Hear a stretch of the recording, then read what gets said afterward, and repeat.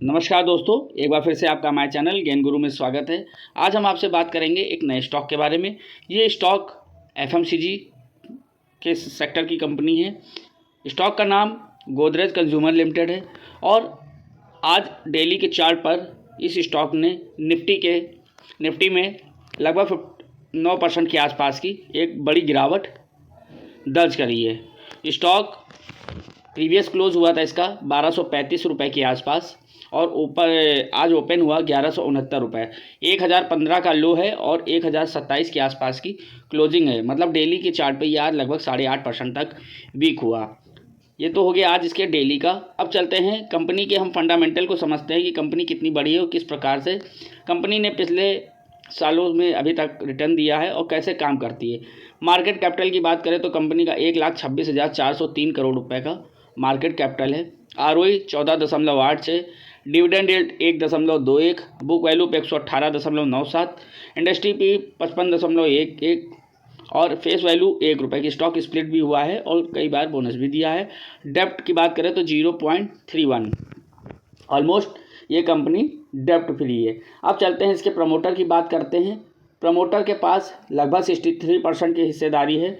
FIIs के पास 22%, mutual fund के पास 6%, retail के पास मात्र 5.5%, जिसमें हम लोग आते हैं। हमारे पास मात्र 5% है और डोमेस्टिक इंस्टीट्यूशन के पास भी लगभग 3.5% की हिस्सेदारी इस स्टॉक की है। इससे हमें ये तो पता चलता है कि बड़े बड़े जो भी इन्वेस्टर्स हैं उनमें उनको इस कंपनी की ग्रोथ पर, कंपनी के स्टॉक पर काफ़ी भरोसा है। इस वजह से सबने एक बड़ी बड़ी हिस्सेदारी लेके रखी है। अब चलते हैं पिछले 5 साल के प्रॉफिट की बात करते हैं और वहाँ समझते हैं कि कंपनी ने पिछले 5 साल में कैसा प्रॉफिट किया है। तो 2020 की बात करेंगे तो 1497 करोड़ का प्रॉफिट रहा। 2021 में 1721, 2022 की बात करेंगे तो 1783, 2023 में 1702, लेकिन 2024 आते आते कंपनी के मार्जिन पर काफ़ी बुरा असर पड़ रहा है, जिसके कारण कंपनी के प्रॉफिट में लगातार गिरावट दिख रही है, जिसके कारण ये स्टॉक हमें एक अच्छे मौके पर या अच्छी पोजीशन में देखने को मिल रहा है, जहाँ पे हम इस स्टॉक में इन्वेस्टमेंट करके आगे आने वाले समय में एक अच्छा रिटर्न बना सकते हैं अपने पोर्टफोलियो में। लेकिन हमारी किसी भी प्रकार से इस स्टॉक में बाय और सेल की रिकमेंडेशन नहीं है। आप अगर इस स्टॉक में इन्वेस्टमेंट करना है तो एक बार अपनी स्टडी ज़रूर करें। तो आप देख पा रहे होंगे कि ये स्टॉक को हम अब समझते हैं, इसके टेक्निकल पार्ट को। आप स्टॉक को देख रहे होंगे, मैं एक लाइन लेके चलता हूँ। तो ये स्टॉक 2018 के आसपास ट्रेड कर रहा है, लगभग 970 रुपये के आसपास। वहाँ से इस स्टॉक में गिरावट आती है और लो बनता है 438 रुपये का।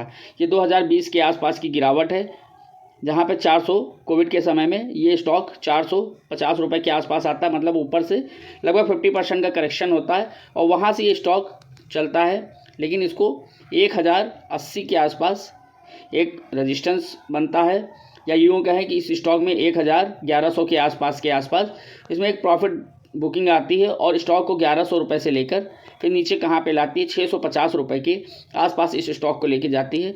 और उसके बाद 2021 का रेजिस्टेंस ये ब्रेक करता है। एक बार ये कोशिश करता है मई 2023, फिर जुलाई, लगातार 3 महीने कोशिश करता है लेकिन ब्रेक नहीं कर पाता। उसके बाद नीचे से कप और हैंडल बनाता है और उसके बाद एक अच्छे वॉल्यूम के साथ दिसंबर 2023 में ये स्टॉक इस प्रीवियस रेजिस्टेंस को ब्रेक करते हुए हाई बनाता है, एक नया जो हाई है 1524 रुपये। तो अब हम यहाँ पे एक लाइन ड्रॉ करते हैं।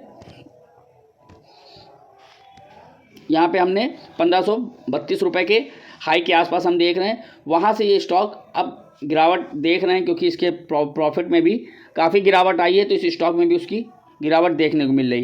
लेकिन हमें एक चीज़ और ध्यान रखना है कि ये जहाँ पे ये स्टॉक खड़ा है, या तो यहाँ से रिवर्स होगा तो हमें आगे आने वाले समय में 1530 रुपये का टारगेट देखने को मिलेगा। अगर ये स्टॉक इस रेजिस्टेंस को या इस सपोर्ट को ब्रेक कर देता है, जो कि काफ़ी मजबूत सपोर्ट है, तो हमें आगे आने वाले समय में ये स्टॉक